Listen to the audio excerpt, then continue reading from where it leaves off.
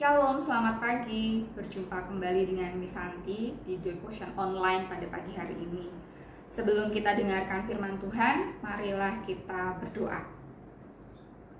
Tuhan Yesus, kami mengucap syukur untuk semua anugerah-Mu dalam hidup kami, Tuhan. Biar hati kami limpah dengan syukur. Sebelum kami mendengarkan firman-Mu dan melakukan pembelajaran sepanjang hari ini, Tuhan, kami hendak menyembah meninggikan nama-Mu. Biar kami senantiasa bersukacita atas Engkau dan meninggikan memuliakan nama-Mu. Di dalam nama Tuhan Yesus kami mengucap syukur dan berdoa. Haleluya, amin. Lagu yang akan kita nyanyikan bersama kali ini berjudul Trust atau Percaya. Hari-hari ini entah mengapa Miss Santi teringat akan lagu ini.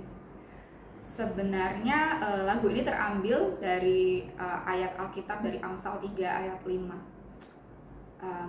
Yang menyanyikan sebuah grup band begitu ya, dari Amerika, namanya Sixpence None the Richer, yang pada awalnya mereka bukanlah sebuah grup band Kristiani, tetapi di tengah perjalanan karir mereka tiba-tiba saja membuat sebuah album gospel begitu, dan lagu ini ada di dalamnya. Dan surprisingly dengan lagu ini mereka memenangkan Grammy dalam kategori gospel music. Semoga lagu ini memberkati kita semua.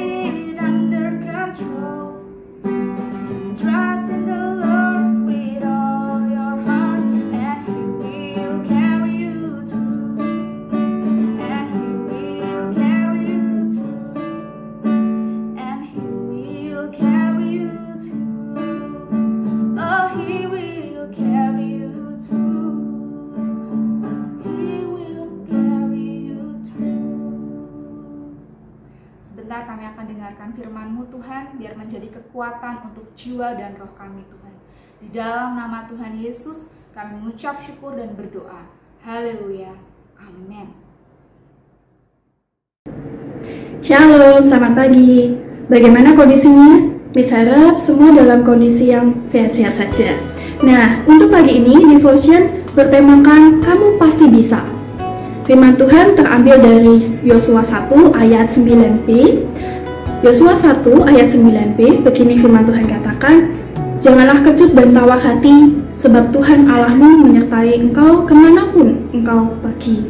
Jadi di sini diceritakan bahwa Yosua, seorang panglima pasukan, dia mendapatkan tugas dari atasannya supaya terlibat dalam perang suci. Jadi perang suci ini untuk memusnahkan bangsa-bangsa yang fasik dan mereka yang menolak Allah. Pasti ada kekhawatiran dalam hati Yosua, tetapi dia tetap mengandalkan Tuhan sampai akhirnya Yosua pun berhasil.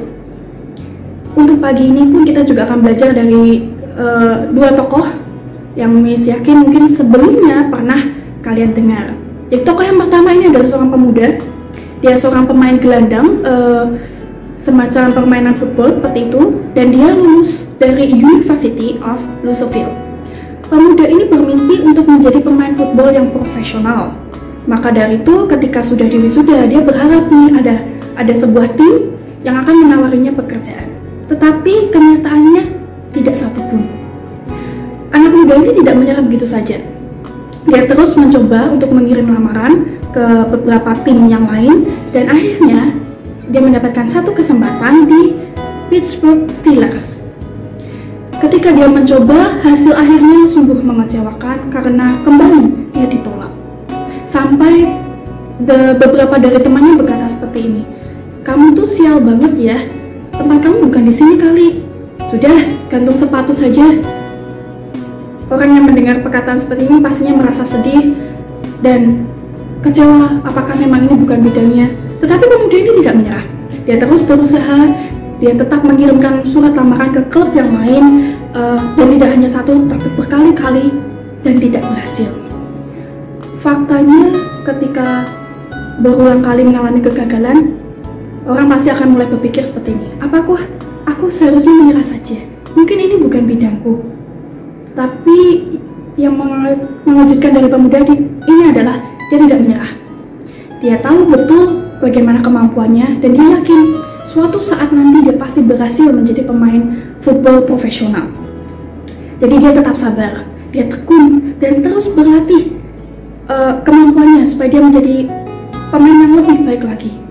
Hingga suatu saat ada satu kesempatan dia mendapatkan sebuah undangan dari tim Baltimore, dan saat uji coba dia berhasil mencetak 3 gol secara berturut-turut. Ini sesuatu prestasi yang mengagumkan, dan sejak itu pemuda ini terus melesat karirnya dan dia tercatat sebagai pemain football terbaik.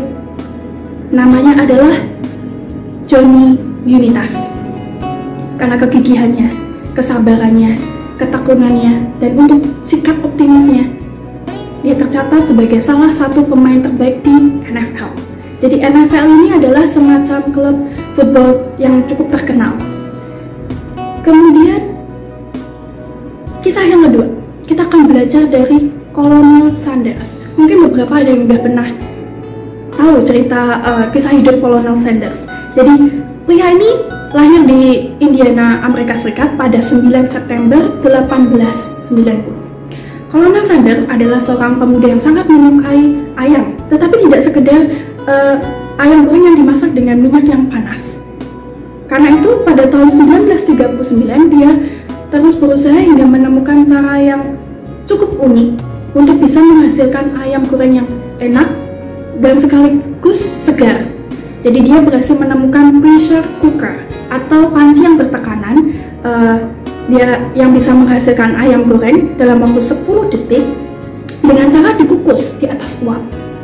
Selama 1 tahun berikutnya dia terus menyempurnakan resepnya hingga pada tahun 1940 Colonel Sanders berhasil menyempurnakan resepnya. Sejak saat itu dia terus berusaha untuk menjualkan resepnya ke beberapa rumah makan, bahkan dia turun ke pasar dalam jangka waktu 2 tahun berikutnya. Dia terus berusaha dan saat itu usianya udah 50 tahun. Jadi sudah cukup tua dan dia sudah mulai mengalami sakit rematik. Bahkan untuk menghemat biaya hotelnya dia harus tidur di mobilnya karena dia harus terus keliling untuk menawarkan resep yang sudah dia temukan ini. Hasilnya 1000 penolakan. Jadi semua rumah makan yang sudah dia coba untuk tawarkan selalu menertawakan dan bilang tidak enak, kami tidak mau. Mereka selalu menolaknya. Dan akhirnya perjuangannya tidak sia-sia. Kini ayam goreng tersebut kita kenal sebagai KFC.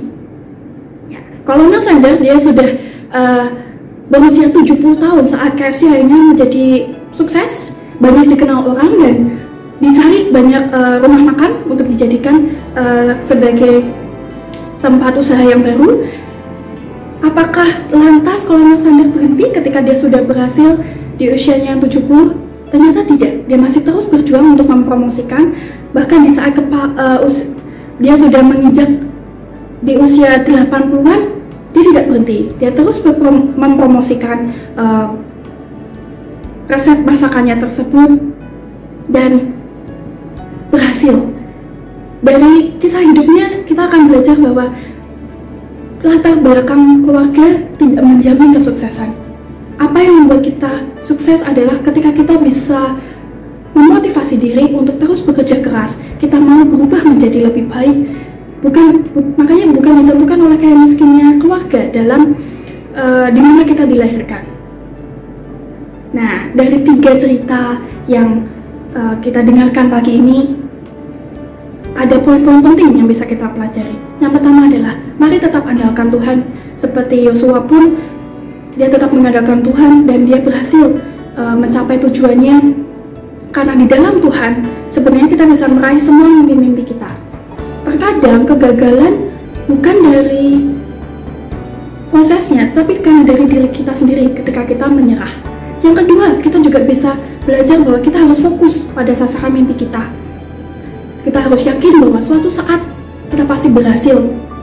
Bukan hanya ketika di awal kita begitu bersemangat, kemudian ketika di tengah lantas kita lupa akan fokus tujuan kita. Tidak seperti itu. Jadi mari tetap fokus untuk mencapai mimpi kita.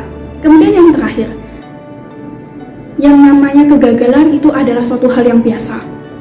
Jatuh bangun waktu membangun mimpi kita itu hal yang umum. Maka kesuksesan hanya akan diterima oleh orang yang tidak pernah berhenti dan terus mencoba untuk meraih mimpinya.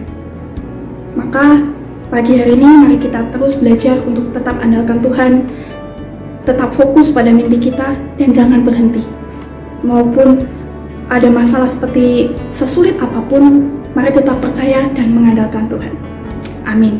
Mari kita berdoa. Tuhan Yesus, terima kasih untuk kesempatan pagi hari ini. Tuhan, kami boleh kembali mendengarkan firman-Mu, kami boleh kembali diingatkan Tuhan bahwa semua yang apapun mimpi kami Tuhan, kami yakin dan percaya bahwa ketika kami mengandalkan Tuhan, kami akan berhasil mencapainya. Tuhan, kami mau belajar untuk terus mengandalkan Engkau ya Tuhan dan terus fokus pada mimpi kami supaya apapun yang kami cita-citakan akan berhasil ke depannya. Terima kasih ya Tuhan Yesus. Tuhan juga berkenan sertai untuk sepanjang hari ini anak-anak ketika mengerjakan tugas-tugas pun Tuhan yang berkati dan sertai. Terima kasih ya Tuhan, ampuni setiap dosa dan kesalahan kami, biar Tuhan yang pimpin, Tuhan yang jagai. Hanya di dalam nama Tuhan kami ucap syukur dan berdoa. Amin.